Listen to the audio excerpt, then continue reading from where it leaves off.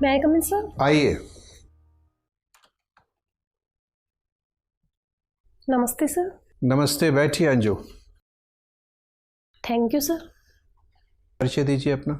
Sir मेरा नाम अंजू अग्रवाल है। मैं अलवर ज़िले में खेड़ली कस्बे की निवासी हूँ। मैंने अपनी स्कूलिंग भी अपने खेड़ली से ही की है। इसके पश्चात मैंने BSTC कोर्स किया हुआ है अपने खेड़ली से ही। उसके बाद मैंने अपना ग्रेजुएशन और पोस्ट ग्रेजुएशन प्राइवेट किया हुआ है राजस्थान यूनिवर्सिटी से। वर्तमान में मैं राजकीय उच्च प्राथमिक विद्यालय सहजपुरा में अध्यापिका हूँ और मुझे कविता लिखना अच्छा लगता है। कब से हैं आप अध्यापिका? सर 2012 से। 2012 से। अच्छा, जो महिला शिक्षक हैं और जो पुरुष शिक्षक हैं उनमें ये अध्यापक और अध्यापिका कहना उचित है या समता के सिद्धांत का उल्लंघन है? सर वैसे तो पद का कोई जेंडर नहीं होता है, लेकिन फिर भी कहना गलत नहीं है। इससे कहीं समानता के सिद्धांत का उल्लंघन नहीं होता, एक पहचान हो जाती है। हम किसी को संबोधित करते हैं तो अध्यापिका से पता लग जाता है कि वो महिला है।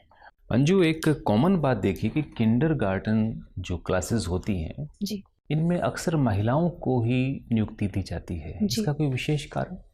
सर एक तो जो गर्ल्स होती हैं उनको एक सॉफ्ट नेचर का माना जाता है। दूसरा, घरेलू कार्यों में निपुण होती हैं और एक माँ का रोल भी प्ले करती हैं, तो वो बच्चों को अच्छे से हैंडल कर लेती हैं बजाय पुरुषों के। क्योंकि एक यानी विद्यार्थियों को एक अध्यापिका के द्वारा माँ का प्यार भी दिया जाना चाहिए। जी, अगर वो माँ का प्यार देंगी तो फिर पढ़ा कैसे पाएंगी? जैसे एक डॉक्टर किसी का संबंधी नहीं होता जब वो सर्जरी कर रहा होता है, उसी प्रकार से ये भी एक रिश्ता है कि माँ अध्यापिका को होना चाहिए कि नहीं होना चाहिए? सर बिल्कुल होना चाहिए, क्योंकि पढ़ाई से मतलब ये नहीं है कि आप उनको क्लास एज ही लगाओ। जो महिला अध्यापिकाएं होती हैं वो खेल खेल में भी उनको सिखा देती हैं, तो एक जो टीचर और स्टूडेंट के मध्य की जो दूरी होती है वो थोड़ी कम हो जाती है। अच्छा। तो उनको ऐसा घर का सा वातावरण अंजू, ये बताइए कि फीमेल हार्मोन्स कौन कौन से हैं? सर प्रोजेस्टेरॉन और एस्ट्रोजन। एस्ट्रोजन, इनकी क्या विशेषता है? सर इनकी अधिकता होने से जो युवावस्था के लक्षण है वो प्रकट होने लगते हैं। अधिकता होने से। जी। कविता क्या है? आपने अपने हॉबी में कविता लेखन लिखा है। जी। कविता क्या होती है? सर कविता अपने मन के जो भी भाव होते हैं उनको व्यक्त करने का माध्यम है। यह गद्य में भी हो सकता है और पद्य में भी हो सकती है। तो फिर कविता में ही क्यों करते हैं अपने मन के भाव? हम किसी डायरी को लिख सकते हैं, उसमें पूरा डिटेल में लिख सकते हैं, ज़्यादा समझ में आएगा। जी सर, कविता का एक तो ये होता है कि इसमें काफिया मिलान होता है, तो इसको गीत में लयबद्ध भी किया जा सकता है और थोड़ा रोचक भी लगता है। लास्ट कविता आपने कौन सी लिखी? सर मैंने लास्ट कविता कोरोना के ऊपर लिखी थी। क्या लिखी थी? 2 लाइन बताइए। सर मैंने लिखी थी एक आशावादी नजरिए से, ये दौर भी गुजर जाएगा, महामारी से क्लांत भूख की बिलखती सी इन गलियों में, मस्ती का स्वर भी गुनगुनाए। चलिए बताइए कि आपकी आवाज़ जैसी मीठी चीज़ अलवर में क्या मिलती है? सर कलाकंद। अलवर में माता जी के मंदिर को लेकर भी 2 संप्रदाय के लोग लड़ रहे हैं। जी। नारायणी माता में मीणा जाति कहते हैं कि नहीं हमारी है, नाई जाति कहते हैं आप हमारे। मान लीजिए आप एक जज की भूमिका में हैं, तो आपका निर्णय क्या होगा, किसकी माता होंगी वो? सर मेरा ऐसा मानना है कि देवी देवता किसी संप्रदाय विशेष से नहीं होते हैं। सांप्रदायिक सद्भाव का प्रतीक मानती हूँ मैं उनको, कि वो कुलदेवी किसी और की है और पुजारी कोई और है। नहीं, वो तो एक कहानी है, पूरी स्टोरी आपने भी सुनी होगी, माता जी जा रही थी वो उस हिसाब से। लेकिन क्या ये सही है? ऐसा नहीं लगता किसी दिन कोई बड़ी घटना घट सकती है इस मुद्दे को लेके? जी नहीं सर, इसको थोड़ा सा यदि पॉजिटिव वे में प्रचारित किया जाए कि आप सभी की है, या थोड़ा सा वहाँ के लोगों को समझाइश की जाए। अच्छा, अभी वर्तमान में राजस्थान के वित्त मंत्री कौन है? सर मुझे जहाँ तक ध्यान है माननीय मुख्यमंत्री जी के पास। माननीय मुख्यमंत्री जी हैं, ठीक। इंदिरा रसोई योजना क्या है? जी सर, इंदिरा रसोई योजना अन्नपूर्णा रसोई योजना के स्थान पर शुरू की गई थी। इसका उद्देश्य क्या है? जी सर, इसका उद्देश्य है गरीबों और जरूरतमंदों को बहुत ही कम कीमत पर पौष्टिक आहार उपलब्ध करवाना। कोई भूखा ना सोए। जी सर प्लीज बैठिए। जी सर, थैंक यू। अंजू, ये इंटरव्यू स्तर पे पहुंचने का आपका पहला अवसर है? मतलब इंटरव्यू पहली बार देने जा रही हैं?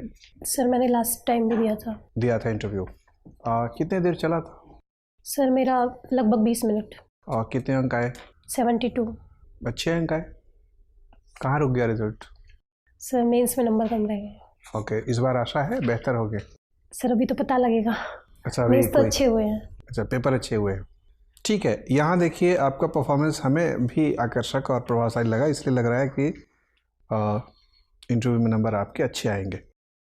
लेकिन उस 72 को अगर आप 85 से 90 के रेंज में ले जाना चाहती हैं तो हमारा भी टारगेट वही है कि कैसे आपका इम्प्रूवमेंट हो। तो एक दो बातों पर ध्यान रखना पड़ेगा। फ्लो है आपके बातचीत करने के अंदाज में, प्रवाहमयी तरीके से आप चिंतन करके बोल रही हैं, ये स्ट्रेंथ है। प्रवेश से संबंधित और बैठने संबंधित जो शिष्टा संबंधित जो मानक है, आने से पहले अनुमति लिया, अभिवादन किया, अनुमति मिलने के बाद बैठे, ये सब अपनी अच्छी है। पोस्चर आपका, बैठने की जो भंगिमा है वो सही है।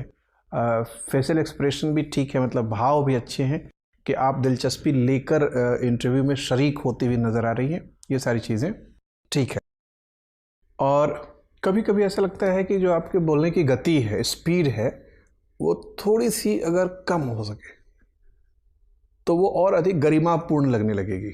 अभी भी अच्छा है, मैं ये नहीं कह रहा हूँ कि उसमें कोई। सर मेरे साथ ये बाय बर्थ है, मैं बहुत स्पीडली बोलती हूँ, अब तो मैंने बहुत कम कर दिया है। अच्छा। सर इसके लिए सुधार के लिए भी काफ़ी कोशिश कर ली बट नहीं हो पा रहा। ठीक है। फ़ोन पे भी मैं इतने, मतलब कोई मुझसे फर्स्ट टाइम मिलेगा तो उसको समझ ही नहीं आएगा, बहुत स्पीडली बोलती हूँ। अब तो मैंने बहुत कम कर लिया है, अब हो नहीं पा रही। मैं खुद चाहती हूँ, मुझे पता है ये कमी मेरे अंदर है। तो थोड़ा सा अभिनय करिए कि मैं सोच रही हूँ, अपने दिल से कहिए कि मेरे को कुछ कुछ विषयों पर 5 सेकंड सोच कर बोलना है, 10 सेकंड सोच के बोलना है। ठीक है, बाकी सब अच्छा है। आपकी जानकारी का दायरा काफ़ी विविध है, लगभग सभी चीज़ों पे आपकी जानकारी है। लगता है आपसे बातचीत करने की कि आप एक अनुभवी शिक्षिका हैं, अध्यापिका हैं, और आपने गंभीरता से अध्ययन किया है, तो एक अच्छी अध्यापिका भी है। ये सब चीज़ें नज़र आती हैं, इसलिए आपका अंक, मुझे शुरू से लग रहा था कि आपके अंक अच्छे आने चाहिए अगर आपने इंटरव्यू दिया होगा तो उसको और सुधारना है। तो मुझे लगता है इन सब बातों पर ध्यान रखिएगा तो सुधर जाएगा। All the best. Thank you sir.